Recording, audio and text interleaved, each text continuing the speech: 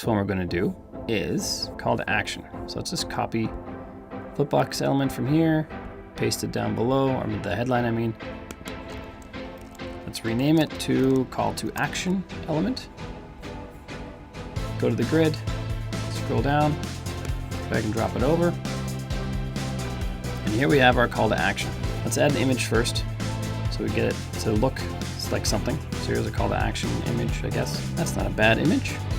You can change the position of the image, or sorry, the layout of the call to action. If you have it left, the image goes to the left.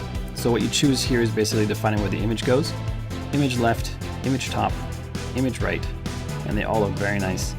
You can change the skin from classic to cover, and cover is the text on the image.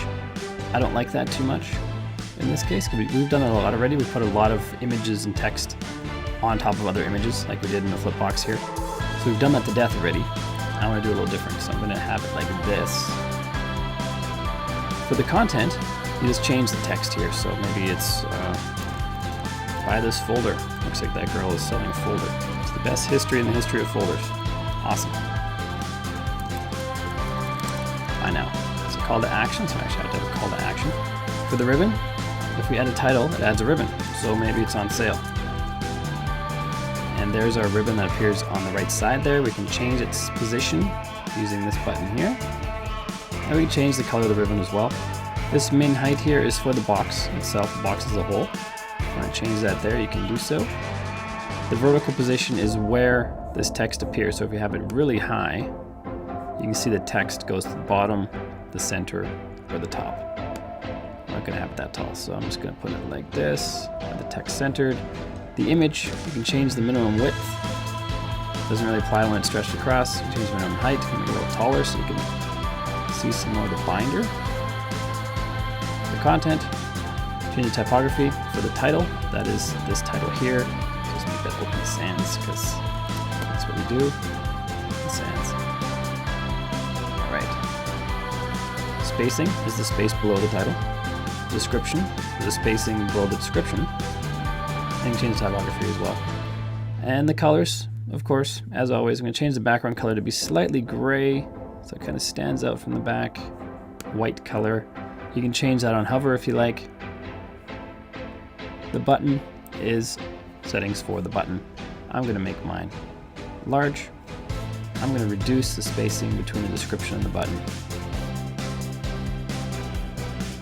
For the ribbon, I'm going to change the color to red. That yellow doesn't really stand out very much. You can change the distance, which is how far into the image it goes. You'd either have it not far enough, you can have it too far, or you can have it just right, the Goldilocks zone. You can give it a shadow, so it looks like it's over top of the image a little bit. And the shadow is very subtle by default, but you can change the settings here to make it not so subtle if you want to. The hover effects apply to the image. Currently it's on zoom in, so when you hover over it zooms in. I kind of like that effect. There's zoom out. That's okay. There's move left. And move right, move up, move down. You can kind of see what those are.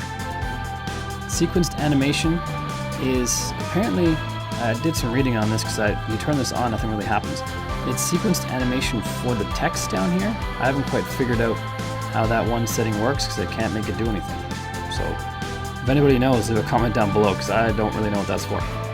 The overlay color, by default it gets a little darker, but you can have it always with an overlay color. And it gets brighter actually when it hovers. Because on the hover, you can have a different overlay color. This one green. So when you hover you get green, maybe not so opaque. There we go, that's pretty good. Actually, let's make that yellow so it's brighter. I'm not going to have a color for the normal one. Add CSS filters, like for a lot of other image elements. If you have on hover, if we change saturation, you have super saturated when you hover. Saturation means it's more red. Change the hue, which is kind of like changing the color with the overlay. But you have some pretty trippy effects. Like if you watch her shirt over here, watch how it changes colors from red to orange to green to blue to turquoise. You can create some pretty trippy effects using CSS filters. The duration is how long it takes for that zoom in to happen.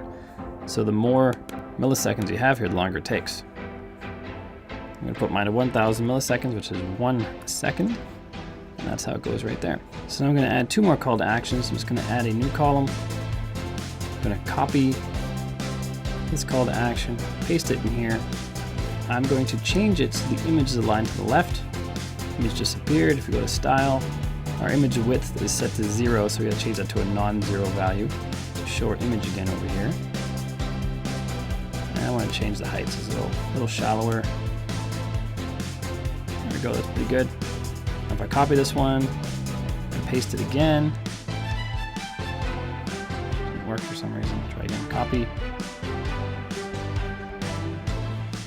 Let's just duplicate this. Copy paste is not working right there.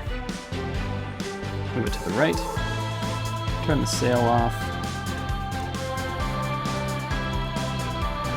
Turn the sail off on this one. Now we have a nice little call to action block here. Let's change the height of this guy so they're the same height, at least on desktop, or roughly the same height. That's pretty good. Now if these were different images, let's just do that, because it goes pretty quick. This guy's selling a phone, and she's selling some paper. And there we go, that's a pretty good looking little elements right there. One last thing, you can also add icons, just like we could for the Flipbox.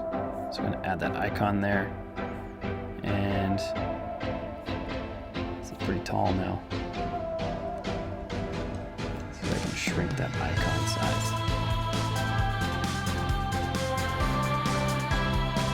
Graphic element, icon size. There we go. Let's make it a smaller icon. That's too small. That's pretty good. Just change the height of this guy again, so that we're all the same height. There we go. Pretty good looking call to action area. And that's how you use the call to action widget